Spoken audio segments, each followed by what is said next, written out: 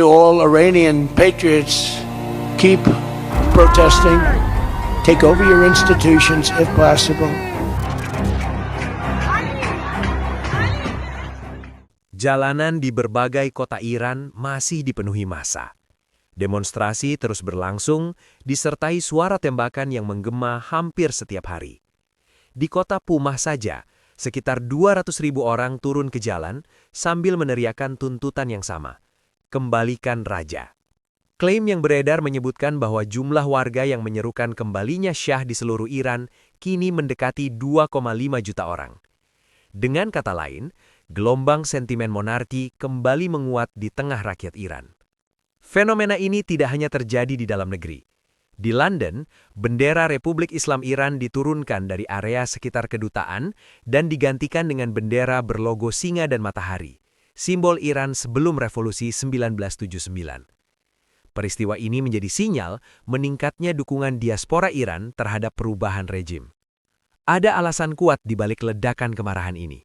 Sejak gelombang protes dimulai, jumlah korban jiwa meningkat tajam. Angka resmi tidak pernah diumumkan secara transparan oleh rezim yang dikenal represif. Namun, berdasarkan laporan tidak resmi dan bocoran dari lapangan yang dikirim dengan resiko nyawa, jumlah demonstran yang tewas disebut telah melampaui 12.000 orang. Selain itu, lebih dari 10.000 warga dilaporkan ditangkap. Situasi semakin mencekam ketika pada 14 Januari, rezim mengumumkan akan memulai eksekusi publik.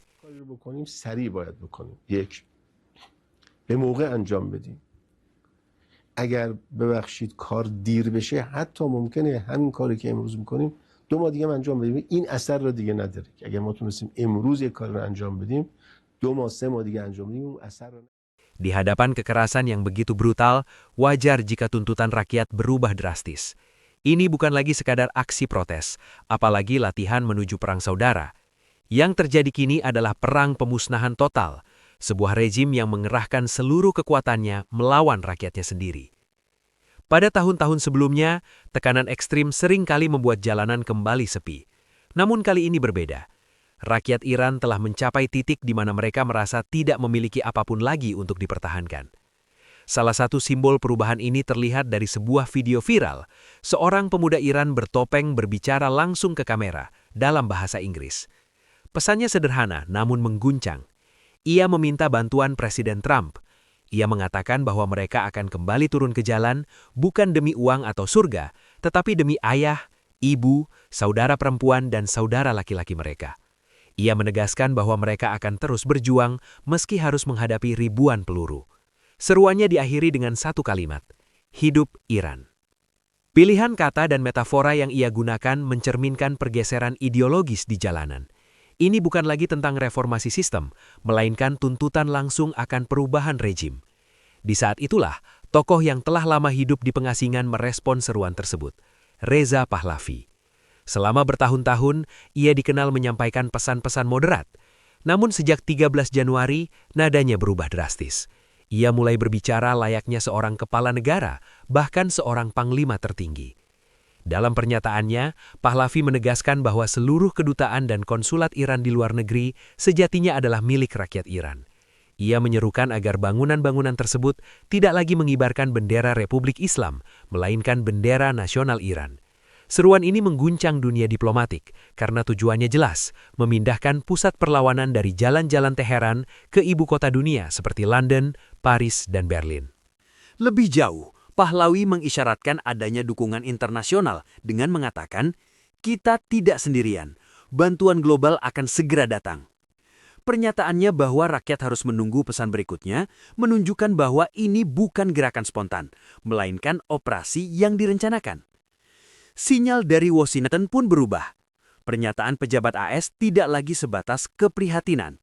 Donald Trump mulai memaparkan visinya secara terbuka dengan slogan MIGA, Make Iran Great Again. Strategi Trump terhadap Iran pada 2026 disebut jauh lebih agresif dibanding masa jabatan pertamanya. Melalui slogan ini, Trump mencoba menyatukan nasionalisme Iran dengan kepentingan strategis Amerika Serikat. Pernyataan Trump bahwa gedung-gedung pemerintah Iran dapat dianggap sebagai target sah, serta klaim bahwa bantuan sedang dalam perjalanan, menandai pergeseran besar dalam kebijakan luar negeri AS. Ini bukan lagi soal sanksi ekonomi semata, melainkan dukungan aktif untuk menjatuhkan rezim. Pertanyaannya kini, bentuk bantuan apa yang akan diberikan? Dengan ribuan korban jiwa dan tekanan internasional yang meningkat, apakah intervensi akan berbentuk operasi militer langsung atau justru perang teknologi yang lebih canggih? Informasi yang beredar menyebutkan bahwa Washington tengah menyusun strategi perang hibrida. Pendekatan ini tidak mengandalkan invasi darat, melainkan kombinasi operasi cyber, psikologis, ekonomi, dan militer terbatas. Targetnya adalah melemahkan rezim dari dalam, memperkuat rakyat, dan meminimalkan kemampuan respons pemerintah Iran. Langkah awal difokuskan pada intervensi non-kinetik. Operasi cyber menjadi prioritas, termasuk upaya melumpuhkan infrastruktur komunikasi yang digunakan rezim untuk memutus internet. Teknologi satelit seperti Starlink disebut-sebut dapat menyediakan akses internet alternatif bagi warga Iran, memungkinkan koordinasi protes tetap berjalan. Di sisi lain, operasi informasi juga dipertimbangkan. Dokumen intelijen yang mengungkap korupsi elit Iran dapat dideklasifikasi untuk mengguncangkan legitimasi rezim. Namun seiring eskalasi, opsi militer terbatas mulai masuk perhitungan. Serangan udara presisi, pemboman markas aparat keamanan, hingga kemungkinan penargetan tokoh-tokoh kunci rezim. Industri minyak Iran juga menjadi sasaran strategis. Blokade laut atau serangan terbatas terhadap kilang minyak dapat memutus sumber pendapatan utama rezim dan mempercepat keruntuhan internal. Sementara itu, rezim Iran berusaha bertahan dengan satu cara utama, yaitu kegelapan informasi. Internet diputus total, komunikasi dibungkam. Namun kali ini, mereka tidak hanya menghadapi rakyatnya sendiri, tetapi juga teknologi satelit dan kekuatan cyber global. Laporan dari lapangan menunjukkan bahwa aparat keamanan memburu terminal Starlink dari rumah ke rumah, menggunakan pendeteksi sinyal dan perangkat peperangan elektronik canggih, yang diduga berasal dari Rusia atau Tiongkok.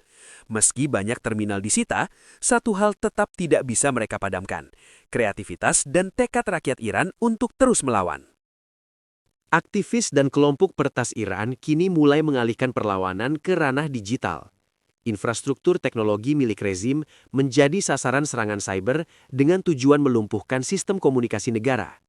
Pada saat yang sama, Reza Pahlavi secara terbuka menyerukan dukungan dari komunitas peretas, meminta mereka menargetkan jaringan informasi yang menjadi tulang punggung kendali rezim. Ironisnya, sebuah negara yang mengklaim mampu memproduksi senjata nuklir justru tampak ketakutan terhadap perangkat kecil penerima satelit, alat sederhana yang digunakan warga untuk merekam dan menyebarkan pembantaian di lapangan sedir. Rezim berusaha merebut kembali perang yang telah kalah di dunia digital dengan mengandalkan kekerasan brutal dan manipulasi di dunia nyata. Jika kita melihat langsung ke pusat peristiwa, ke jalanan, satu hal menjadi jelas. Negara telah kehilangan legitimasi sepenuhnya. Contoh paling mencolok terlihat pada penggunaan ambulans. Kendaraan yang seharusnya dilindungi oleh hukum internasional, bahkan dalam situasi perang, kini dipakai sebagai alat penyamaran. Kuda Troya versi modern. Ini bukan sekedar tipu daya, melainkan simbol dari pendudukan total terhadap ruang sipil. Rekaman dari lapangan sedir, salah satu titik tersibuk di Teheran, memperlihatkan betapa gentingnya situasi. Kendaraan lapis baja dan truk pick-up bersenjata senapan mesin berat dikerahkan langsung ke alun-alun kota. Pemerintah yang mengarahkan senjata tempur ke rakyatnya sendiri tidak lagi dapat menyebut dirinya sebagai pemerintah yang sah. Korban berjatuhan bukan akibat gas air mata, melainkan akibat tembakan senjata perang. Gambar-gambar inilah yang menjadi bukti paling konkret untuk menguatkan klaim bahwa lebih dari 12.000 warga Iran telah kehilangan nyawa. Semua ini menunjukkan bahwa rezim berusaha mempertahankan kekuasaan yang kian rapuh melalui cara-cara yang tidak manusiawi. Namun kekerasan ini bukan hanya persoalan domestik. Ada dimensi geopolitik besar yang kerap luput dari perhatian, tetapi berpotensi mengguncang keseimbangan global. Api yang membakar Iran tidak berhenti di Teheran. Dampaknya menjalar hingga Moskow dan Beijing. Mesin perang Rusia di Ukraina sangat bergantung pada pasokan drone Shahed buatan Iran. Bagi Kremlin, keberlangsungan rezim di Teheran bukan sekedar isu ideologis, melainkan kepentingan strategis. Jika Iran terjerumus dalam kekacauan internal atau produksi militernya terganggu, rantai logistik Rusia di medan perang Ukraina bisa terpukul serius. Kehilangan Teheran berarti melemahkan posisi Rusia di sekitar Kiev. Dalam konteks inilah, tuduhan bahwa Rusia memberikan bantuan teknis dan intelijen kepada rezim Iran untuk menekan gejolak sosial tampak sebagai kebutuhan strategis, ketimbang teori konspirasi. Di sisi lain, China menghadapi dilema yang tak kalah besar. China adalah pembeli minyak Iran terbesar, sekaligus salah satu penopang ekonomi utama rezim. Stabilitas Iran sangat penting bagi keamanan energi China dan proyek Belt and Road. Namun kekacauan di jalanan Iran menciptakan risiko besar yang sulit diprediksi dalam rantai pasokan energi global. Dalam kerangka ini, strategi Trump terhadap Iran dapat dibaca sebagai langkah geopolitik berlapis. Dengan melemahkan atau menggulingkan rezim Iran, Amerika Serikat berupaya mencapai 3 tujuan sekaligus: membebaskan Teheran dari rezim represif, memutus salah satu sumber pasokan senjata Rusia, dan mengguncangkan fondasi keamanan energi China. Namun, dalam permainan besar ini, rakyat Iran bukan sekedar bidak catur. Mereka telah bergerak ke posisi penentu, kekuatan yang mampu mengubah arah permainan. Meski demikian, ada satu sisi gelap yang paling mengkhawatirkan. Sejarah menunjukkan bahwa rezim yang terpojok jarang menyerah tanpa perlawanan terakhir. Inilah yang membuat para analis gelisah, faktor ketidakrasionalan kekuasaan. Rezim yang kehilangan kendali internal seringkali memilih konflik eksternal sebagai jalan keluar, baik untuk mengalihkan perhatian maupun membangkitkan nasionalisme. Apakah Teheran akan melabeli pemberontakan ini sebagai campur tangan asing dan melancarkan petualangan militer di Teluk Persia, Irak Utara, atau perbatasan Azerbaijan? Atau, skenario yang lebih mengerikan, apakah mereka akan mencoba menyandara ekonomi dunia dengan menutup Selat Hormuz?